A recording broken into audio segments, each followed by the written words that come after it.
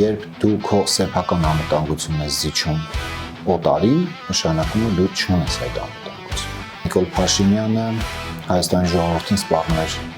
Ադրբեջանի բանակով, Արևմտյան Ադրբեջան այդ ուրեմն միտքը ծնվել է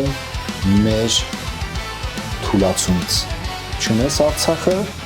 դու ավելի խորը ներթափանցման հնարավորություն ես տալիս։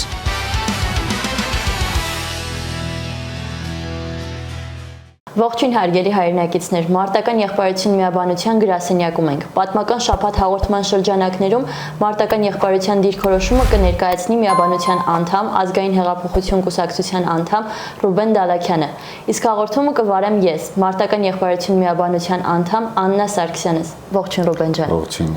Այս շաբաթ քաղաքական դաշտի ուշադրությունը բևեռված էր դատարանների վրա։ Նոր ձերբակալություններ եղան, դատական նոր որոշումներ ընդունվեցին։ 2 ամսով կալանքի ենթարկվեց Ավետիք Չալաբյանը։ Ինչպես նաև սևդիմակներով ուժայինները ձերբակալեցին ընտրակաշարք տալու մեջ կասկածվողների։ Դատախազությունը Կենտրոնական ընտրական հանձնաժողով ներկայացրեց Սառուկյանի նկատմամբ մեղադրանք առաջադրելու որոշումը, ինչպես նաև տնային կալանքից ազատվեց Միքայել Սրբազանը։ Ինչ կարող են նշանակել այս դատական որոշումները, որոնք վստահաբար քաղաքական ենթատեքստ են պարունակում, միթե իշխանությունը փոխել է իր թիրախները։ Շնորհակալություն հարցի համար։ Ես կցանկանամ ոչ թե մանրամասն ամեն մի դեպքին մենք արձագանքենք, այլ փորձենք ընդհանուր տրամաբանությունը հասկանալ։ Իշխանությունը շատ լավ գիտեր բոլոր ընտրախախտումների, բաժանված կաշառքների մասին, դեռ մինչև ընտրությունները, սակայն մինչև ընտրությունները եղան շատ քիչ ձերբակալություններ, այսպես կարծես թե հանգիստ թույլատրվեց ընդդիմադիր ուժերին մասնակցել ընտրություններին եւ արդեն ընտրություններից հետո այս ուրեմն շոուն պատրաստվում է կարծես հանրությանը ներկայացնելու, որ իշխանությունը օրենքի տառին հետևում է։ Ինչու այդպես եղավ, ինչու թողեցին։ Ես եթե չեմ սխալվում, ԿՊ падգամավորներից մեկին լսել էի կամ ինչ որ Facebook-յան կոմենտներում էր, որ այո մենք գիտենք, որ որոշ ընտրակաշարք կամ խախտումներ կատարվում են, սակայն եթե մենք հիմա չթողնենք, օրինակ Սամվել Կարապետյանի թիմը մասնակցի ընտրություններին, դա կդիտվի այսպես ընտրությանը բուռն միջամտելու քայլ եւ միգուցե ժողովուրդը կասկածի ընտրական process-ների լեգիտիմության վրա։ Այսինքն սա կարծես թե յուրահատուկ ինքնախոստովանանք էր, երբ մենք հասկանում ենք, որ ներկա ընդդիմությունը այն ուժերը, ովքեր անցել են ազգային ժողով, իրականում շատ ցանկալի ընդդիմություն են իշխանության համար, շատ խոցելի եւ այդ պատճառով նաեւ ցանկալի են եւ նաեւ գաղափարական լուրջ հակադրության մեջ չեն իշխանության գաղափարական գծի հետ։ Հետևաբար սա ուղղակի շոու է, կարծում եմ պետք է դիտարկել եւ չի ցանկանա այսպես կոնկրետ դեպքերով ուրեմն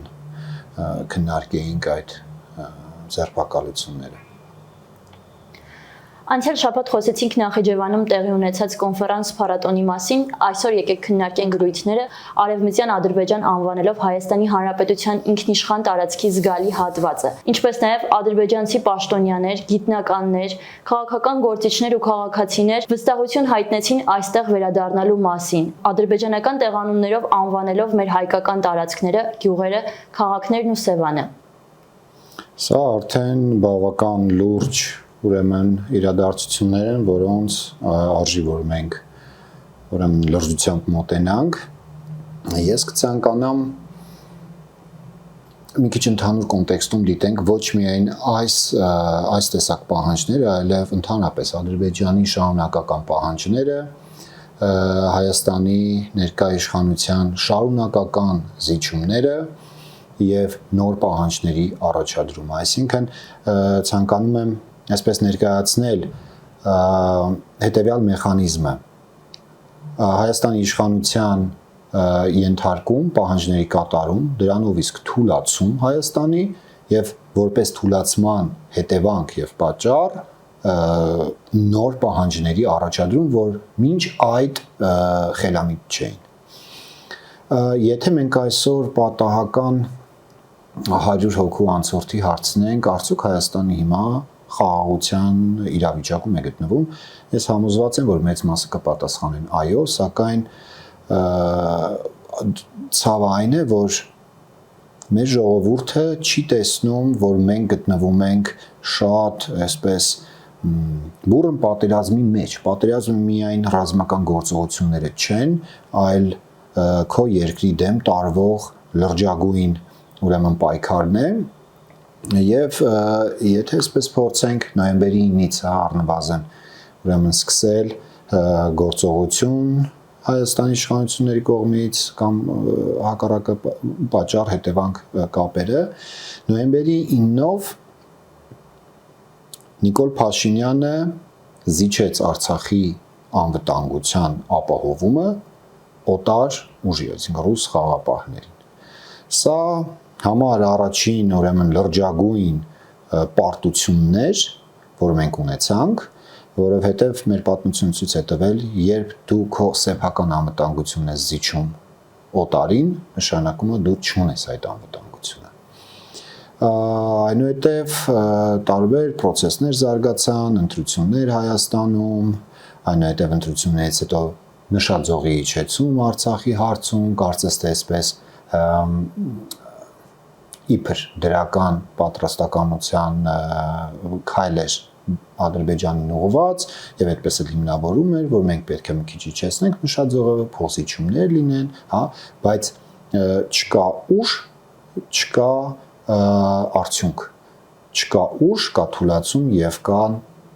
նորանոր պահանջներ։ 2022 թվականին, երբ Ռուսաստանը ուրեմն սկսեց պատերազմ Ուկրաինայի դեմ, ավելի ժամանակավոր ուրեմն թուլացան նրա դիրքերը տարածաշրջանում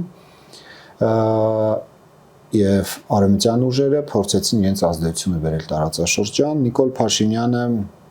սկսեց ուրեմն ճանաչել, այսպես մի քանի էտապով էր, բայց եթե կարճ ուրեմն մի կետով ասենք, Պրահայի հայտարարությամբ նա ճանաչեց Ադրբեջանի տարածքային ամբողջականությունը, Արցախը ներառյալ։ Այսինքն Հայաստանը պաշտոնապես ճանաչեց Արցախը Ադրբեջանի կազմում։ Սա աշնանն էր, ուրեմն 2022 թվականի հերթական զիջումներ, հերթական թուլացումներ եւ այս թուլացումից բխեց նոր պահանջ կամ նոր այսպես ագրեսիա Ադրբեջանի կողմից, որը դրսևորվեց դեկտեմբերի սկսված Արցախի բլոկադայով։ Թեև մինչ այդ կարճ ինչ-որ փորձեր եղել էին, բայց այսպես երկարատև եւ վերջնական բլոկադան սկսվեց։ Այնուհետև 23 թվականի սեպտեմբերի սկզբին մենք բոլորս հիշում ենք, որ սպասում էինք հերթական պատերազմին եւ դա շատ ակնհայտ էր, կուտակումներ զորքերի, բոլորն էին խոսում այդ մասին, ագրեսիա Սյունիքի նկատմամբ եւ հերթական զիջումը Նիկոլ Փաշինյանի կողմից, ուրեմն նա զանգեց մեկ օրվա մեջ աշխարհի ուրեմն հզոր պետությունների ղեկավարներին, ամենտեղ նշեց, որ նա պատրաստ է ամեն տեսակ զիջումների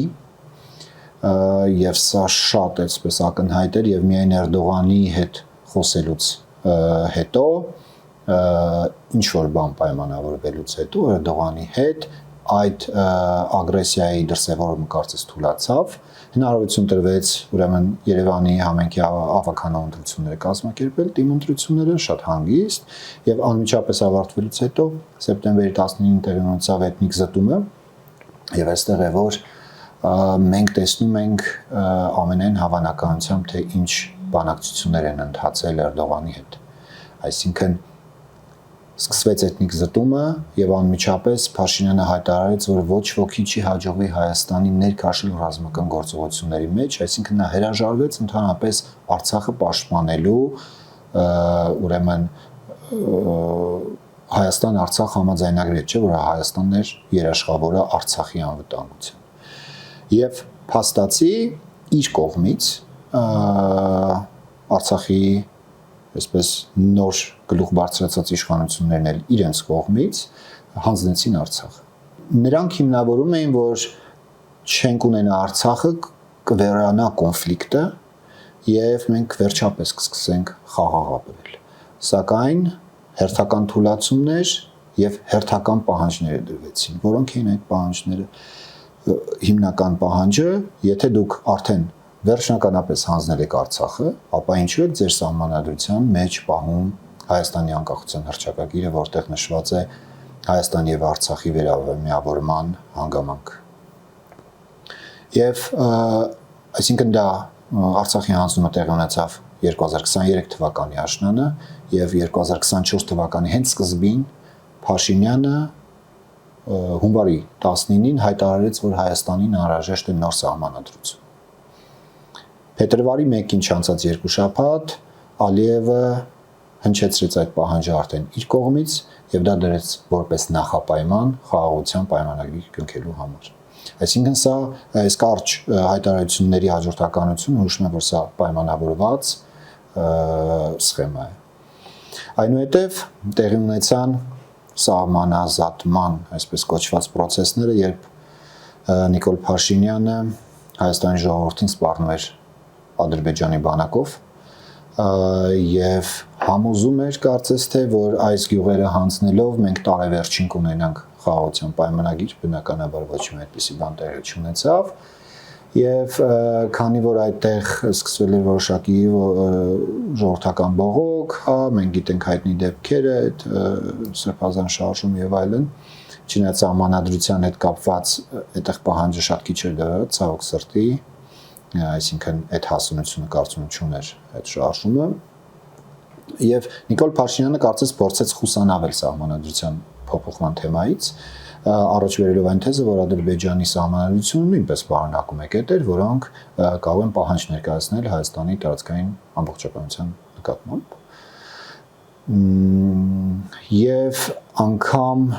սահմանադրական դատարանի որոշում եղավ Հայաստանից, որով անկախության հռչակագրի այն կետերը, որոնք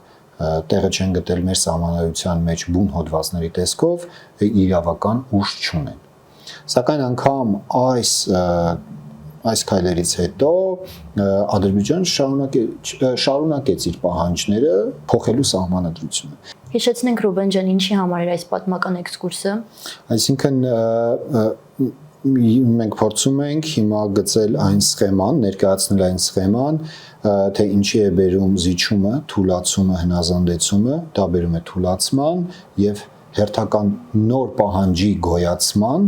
որը մինչ այդ խելամիտ չէր, մինչ այդ չէր կարող տեղի ունենալ կամ դրա հիմնավորումը շատ էսպես թույլ կարող է լինել։ Ուրեմն այսինքն անգամ այս բոլոր սահմանադրություն փոփոխությունները փորձել չեղարկելու քայլերից հետո Նիկոլ Փաշինյանի միևնույն է դա դրվեց խիստ հստակ պահանջ եւ COP29 համաժողովից անմիջապես հետո 2024 թվականին շատ ավելի խստացավ Ադրբեջանի հռետորաբանությունը այս հարցում եւ արդեն հասավ մեր օրեր, երբ արդեն ուրեմն ակնհայտ գնում է քարոզչություն սահմանադրության փոփոխությունների հանրաքվեի անցկացման ուրեմն հետ կապված չունի ԿՊ-ն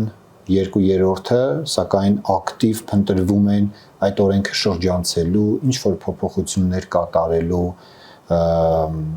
ուրեմն թեմաները, որպեսզի ամեն կերպ այդ հանրաքվեն կայացնեն։ Խոսակցությունը սկսվեց Արևմտյան Ադրբեջանի վերաբերյալ փառատոնի փաստից եւ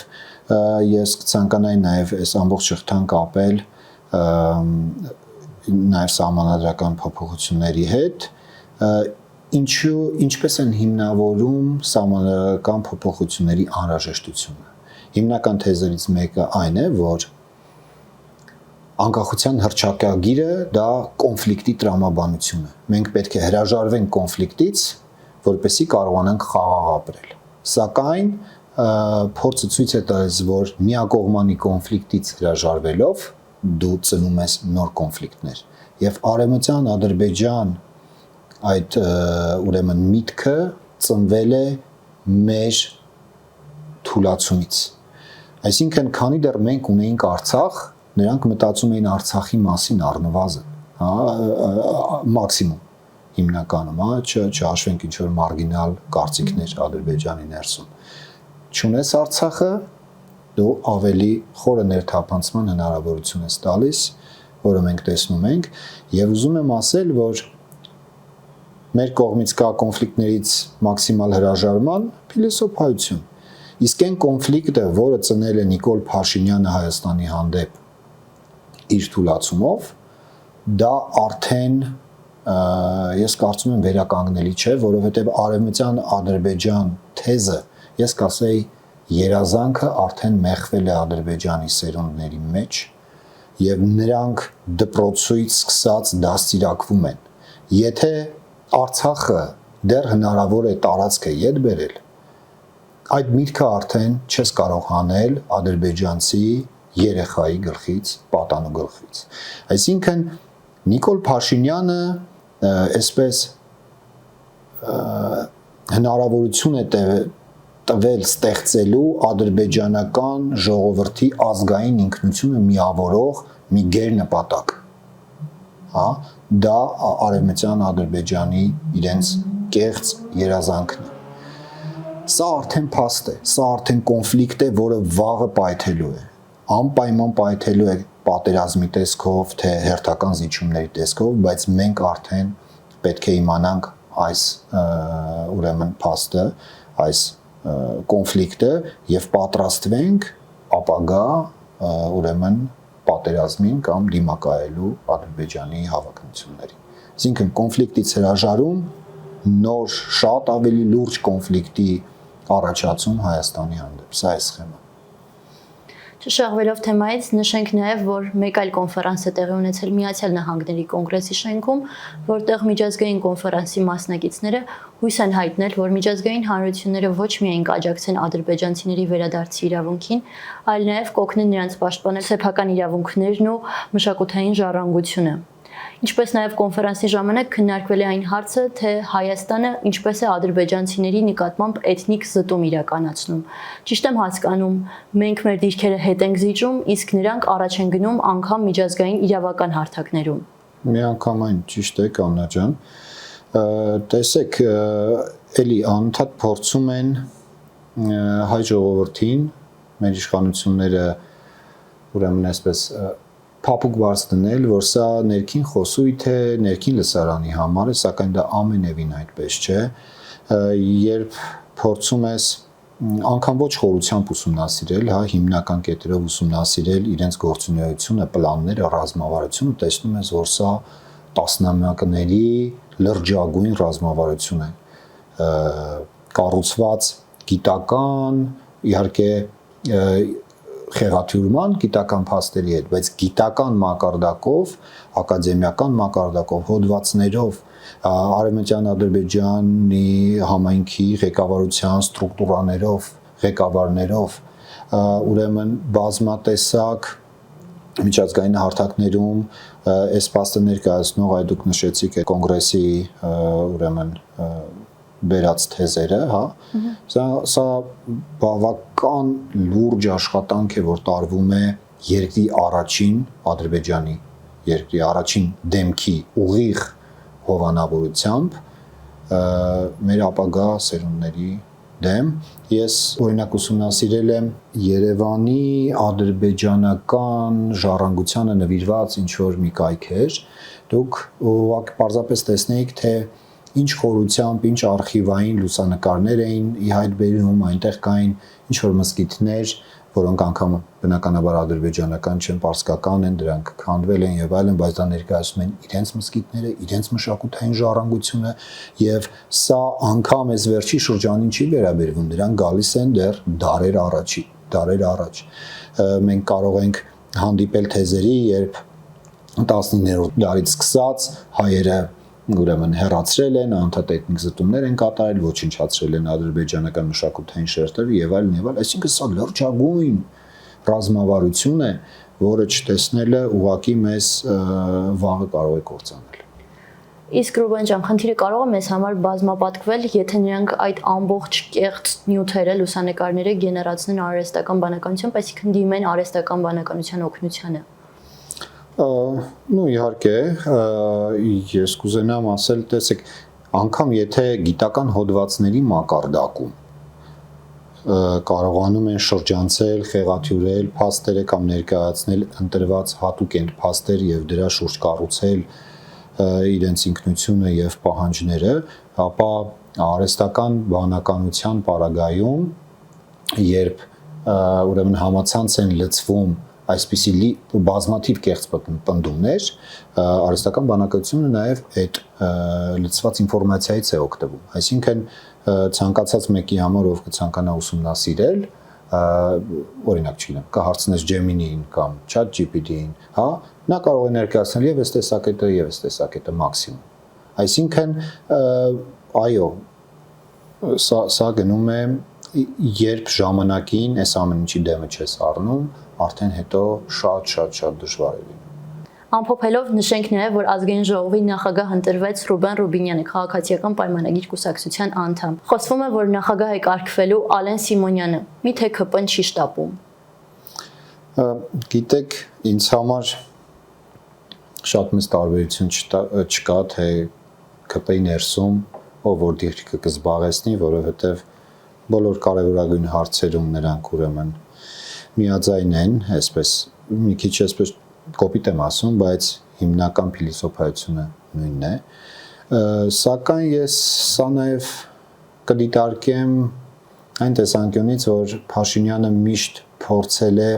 իր կողքից հեռացնել ազդեցիկ մարդկանց եւ ունենալ բացարձակ վերահսկողություն բոլորի նկատմամբ եւ միգուցե սա ես չեմ ուզում ասեմ, որ Ալեն Սիմոնյանը ինչ որ ազդեցիկ դեմք է բնականաբար, բայց ամեն դեպքում սկզբից մինչև հիմա ճանապարհ անցած դեմքերից է եւ ես կարծում եմ, որ ժամանակի ընթացքում նաեւ մյուսների հետ է նույն բանը կատարվելու, սա ընդհանուր Փաշինյանի կառավարման ուրեմն տակտիկան է։ Սիրելի հայրենակիցներ, պարտությունների, զիջումների այս անվերջանալի շղթան դադարեցնելու համար պետք է աշխատենք միասին։ Ես կոչ եմ անում ձեզ միանալ մարտական եղբայրություն միաբանությանը, ազգային հեղափոխություն կուսակցությանը, միասին պայքարենք, միասին գտնենք լուծումներ, որովհետև այս գործը համազգային միավորման, թեկուզ փոքրամասնության, բայց ակտիվ փոքրամասնության միավորման կարիք ունի։ Այն մարդկանց, ովքեր հավատում են սեփական ուժերին, ովքեր չեն սպասում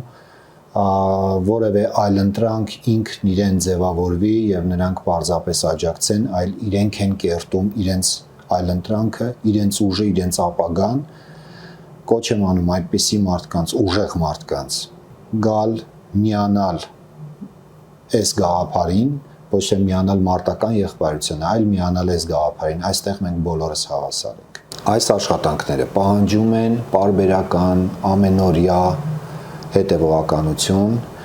պահանջում են բազմատեսակ ռեսուրսներ, սկսած տեխնիկականից մինչև ուրեմն ֆինանսական, մարդկային, մասնագիտական կարողություններ։ Ես կոչ եմ անում